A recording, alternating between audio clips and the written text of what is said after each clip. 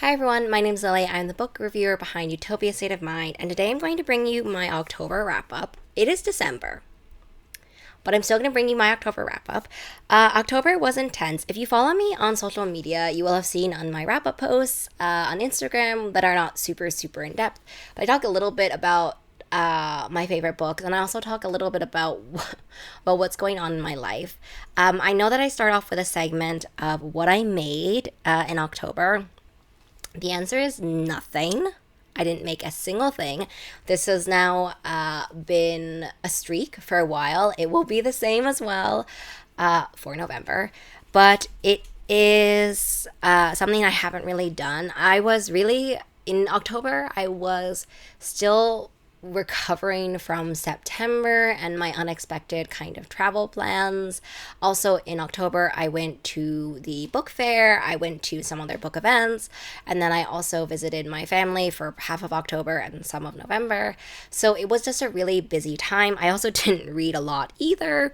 So in general, it was certainly a month. October and November have been months that have been kind of all over the place in terms of reading and also kind of life and also making stuff. Some of my favorites, which I will talk about before I go into the books, is that I've been kind of keeping people apprised of what some of my non-book favorites are, not some of my non-crafty favorites are. And I will still say that in October, I was wearing the heck out of the Atelier McChang pieces. I'm wearing one of my recent acquisitions here because I posted a video of how much I loved all of my Second Death of Locke in My Mind inspired pieces. And so I ended up winning a gift card for posting about it. Every month, this designer does that. And so I ended up picking up these earrings. I absolutely love them. This is not necessarily an earring I wear on a daily basis, but for filming and for kind of things like this, I really love wearing them. I love the design as well, and these kind of probably pearly accents. And so now I guess I want to chat about books because I just don't really have that many other updates for you, honestly. It was just such a busy month, and I feel like October and November completely blurred together to the point in which I was also seriously considering doing a wrap-up video of both of them, but that was not going to happen based on how many books I wanted to talk about and also just based on the length of the video. So in October, I read a bunch of books. Half of them I don't even have anymore because it's December, but these are the ones I do have here. They're not even, hold on, this is the wrong way. So these are the ones that I do have with me today. Just this little baby stack, but it's a really gorgeous stack. Lots of fun additions there. So I want to chat about some of my favorite books from October, and let me just start with the YA pick. I didn't have that many other YA picks. It's only Cold Wire. If you saw my feelings on social media about Cold Wire, you will know how obsessed I am. In general, you'll know how obsessed I am with Chloe Gong's books, but Cold Wire was just this nostalgic YA dystopia, so fun and also so twist and turny, I guess. I had really high expectations for Cold Wire. I was on the street team for Cold Wire, and I would say that these expectations were filled. I'm so excited for what have we been calling it? Like lukewarm wire, or I'm extremely excited for this. Part of my reason why I think I also love this book so much is all of the memories and emotions I have attached to that and being part of this fantastic street team. This one, if you love YA dystopia, this is so good. It's also really beautiful.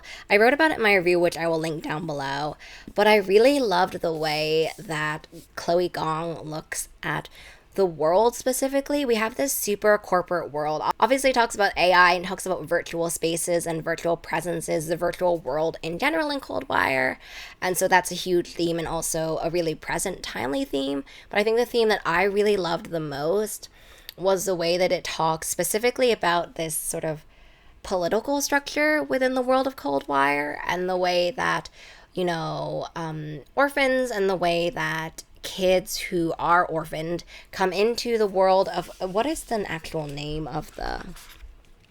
So hold on, I won't have time to read this one. Because she is an orphan, she's sort of drafted into this Nile Corp Academy, and because of that, it has these interesting sort of political and also identity things. I don't want to talk too much about it because I feel like this is going to spoil it for you. You need to read it.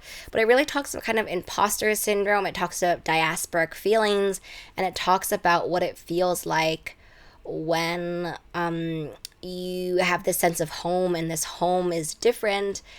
This home has competing values, what it means to go back to a place that you are from but don't have that home attachment to. Like, I think it's certainly one of the smaller themes in Coldwire, but to me that's the theme that kind of really hooked me, besides the other themes and the characters. The characters in this are really, really fun. I enjoyed the YA dystopian vibes. I also enjoyed the action in this a lot, and so I'm excited for the second one. But yeah, that is the theme, I think, that really made me love this one so much. Now I want to talk about adult reads. Let me just start off with The Keeper of Magical Things. I really loved this one.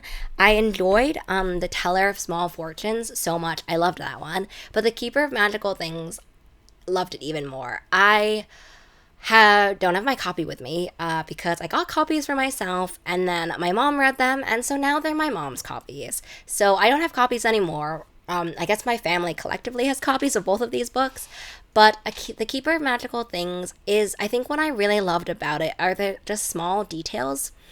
It feels cozier, I think, than The Teller of Small Fortunes, but it talks a lot about these misconceptions we have. Specifically within the book, there are these sorcerers, and so they end up getting kind of posted, her and her rival, they end up getting posted to this town where people are rightly sort of afraid of sorcerers, and so they really have to figure out the power that that they have, and also unintended consequences, intended consequences, and what it means for them to have these powers and to be surrounded by people who don't, and to look at those fears, those misconceptions, and realize that it is really important and it shouldn't be like dismissed that much. And so getting to see them, getting to know the community, getting to know also themselves, and the rivalry between them was really, really amazing. What also made me love this one the most as well is this one small detail. There is a necklace in this book, wears around her neck, and it basically tells you kind of like your worst thoughts. It tells you, that you're an imposter, you're a failure, you need to work harder. And I guess for me, that hit really close to home. I ended up really loving the other characters, kind of character journey that goes through, even though we don't see it in as much detail. But some of these really beautiful world thought out details are why I've really loved Julie's book so much. And I think The Keeper of Magical Things is so good. And I think if you have kind of those personal connections, then you'll love it a lot. And I loved it so much. I still really, really love The Teller of Small Fortunes, don't get me wrong, but this one just exceeded my already high expectations, and I adored it. The next one that I want to talk about is the Buffalo Hunter Hunter. Buffalo Hunter Hunter. I have really fallen into the Stephen Graham Jones universe really hard recently, and I enjoyed this one so much. I have loved... what was my favorite Stephen Graham notes? It might be I Was a Teenage Slasher. This, is really, really fantastic. Definitely 5-star read. I wouldn't not necessarily say that it takes it over, in my opinion, but this is this great kind of historical fiction horror. It is set, it feels extremely nostalgic to Gothic horrors in the fact that we have almost a triple frame narrative, basically. We have this one character who's telling the story that she has unearthed about her family lineage. She's writing a paper, basically, for a academic piece, and so she's finding all of these accounts. And when she's finding these accounts, she finds this account of a Lutheran priest, I think, who ends up then getting this account from someone else. Like that's kind of this frame narrative, and I really loved it. It felt so nostalgic. Also, then I listened to this on audiobook, and the multiple narrator element to that one just takes this one and makes it kind of chef's kiss so great. I love when you have this frame narrative and it is actually narrated by different people. But this book looks at justice, it looks about inherited trauma, and it also looks at kind of a bystander effect as well. It's interesting because it definitely is horror. There's also some supernatural elements to it as well. More supernatural, I think, than any of the other Stephen Graham Jones books I've read before. But the blend of historical fiction and horror and frame narrative and feeling so gothic as well in that sense, it just was so good. I listened to the audiobook through most of October, the spookiest month of the year, and I really enjoyed it. I enjoyed how much these narratives seem so different from the very beginning, but see, they all interweave and they interact in ways that towards the ending you will see that even more and you will understand even more. I obviously will not spoil that, but I just enjoyed it. I also loved, as I kept reading, how interesting the title is, The Buffalo Hunter Hunter. I don't want to talk about that one because it's obviously a spoiler, but I loved this idea of being who is the hunted, who is the hunter, who is the perpetrator, who's the victim, who is the one who's enacting revenge or justice. If you love those kinds of concepts and you love this idea of an historical horror, then The Buffalo Hunter Hunter is definitely something that you should pick up. I really also enjoyed Red City. I don't have my copy of Red City because I've also passed this on to another book friend and book reviewer. Red City was so good in the sense that it talks about what it's like to have power and kind of grow up in an environment which you don't have power, but you have the illusion of power. So basically in Red City, it's kind of this setting of underground alchemical gangs. Basically there's this idea of alchemy, so it's basically the alchemy is a transference of material. So you transfer, you transform this material into another material. I really liked it. It's an interesting way to look at magic. One of my main concerns with magical system is that there's no cost to magic, and Red City, not like it is in Red City. To me, Red City gave me the vibes and the feelings that I had while reading Unkindness of Magicians, I think. I'll leave the cover there. And I really liked it. It's like an adult fantasy with grit, with danger, with some gore, but also with this knowledge that power kind of is inherently corrupting. It is messy, it is dangerous, it is bloody, and it is not sugarcoating any of that whatsoever. And so basically our main character, she is entering into this system, these underground worlds, kind of as an outsider, and she just desperately wants this power, and she's sort of intoxicated, or she's obsessed with this one and her journey in this world and her journey with these different allegiances and her past. There's sort of this espionage aspect. There's this intense rivalry, this rivalry-ish romance, like rival to romance kind of vibe, this past experiences. Like, it just was so multi-layered. I loved the characters in it so much. I loved this world and how, I wouldn't say film noir it made me feel, but kind of. And I really enjoyed this world and how it kind of examines these power structures, power vacuums, and you kind of wonder if anyone can escape. Can anyone escape from being a pawn, from being a manipulator in this system? If you get power, are you just going to be as bad as the people who had had power before you? Can you ever really kind of take this corrupt system and fix it, change it, destroy it? Like, how do you do that? I don't know how I feel about it being a series. I don't want to talk about that because it gets super, super spoilery. But I really am intrigued to read the sequel, but in some ways that I won't talk about, I do feel like this would have been a very, very perfect standalone. But I'm very excited for the sequel, and I guess if someone really wants to know my sort of spoilery sequel-ish vibe thoughts, then leave me a comment below and I'll try to respond to you that way.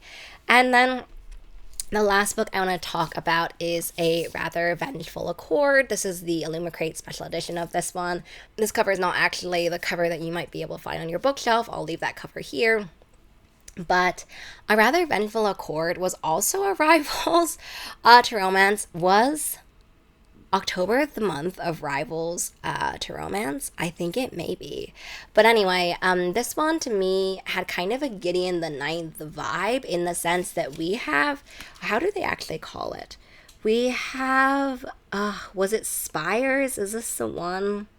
It's definitely necromancy, but they work in pairs. So for example, yes, spires. So for example, when they work in pairs, one of the characters, or one of the magician pairs, or I don't know, they don't call them magicians, but one of the pairs, they have a different power than the other one. So one of them, I guess, can animate. How is it? I don't remember the exact specifics because it's December and I read this in October. But basically, these pairs work together.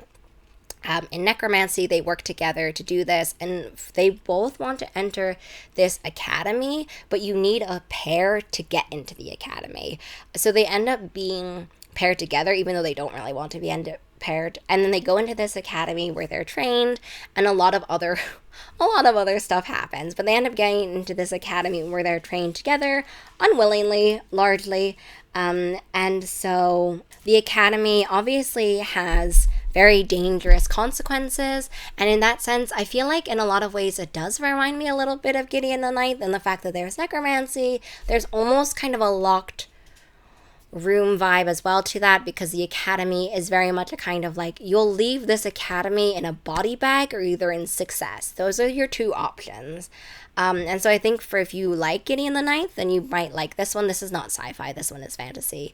But I really enjoyed the world building. I had such a fun time with it. It kind of completely took me by storm. I had read, or I'd seen author friends and friends of mine chat about how much they loved this book. So that's kind of why it ended up so high on my TBR. For example, I saw Tori Bovalino talk about how much she loved this book. And so it ended up higher on my TBR, and it was so good. I'm excited for the sequel, and also this packaging for it is gorgeous. I kind of love this gold foiling, smoky kind of vibe to it. And I just really enjoyed how fully immersive the world felt.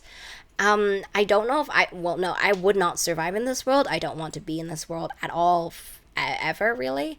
But I enjoyed the way that the main character, who's severely kind of underpowered in this kind of world, is really struggling to figure out how she can become more powerful and what that power means for her, right? As an outsider going into this world, because her rival is part of a more kind of illustrious, powerful family. So she's the outsider in a lot of different ways. And so what does power mean? You think so hard about what it will be like to get power, but what does it mean once you actually have a chance at having power? And if you actually had power, what would you do with it?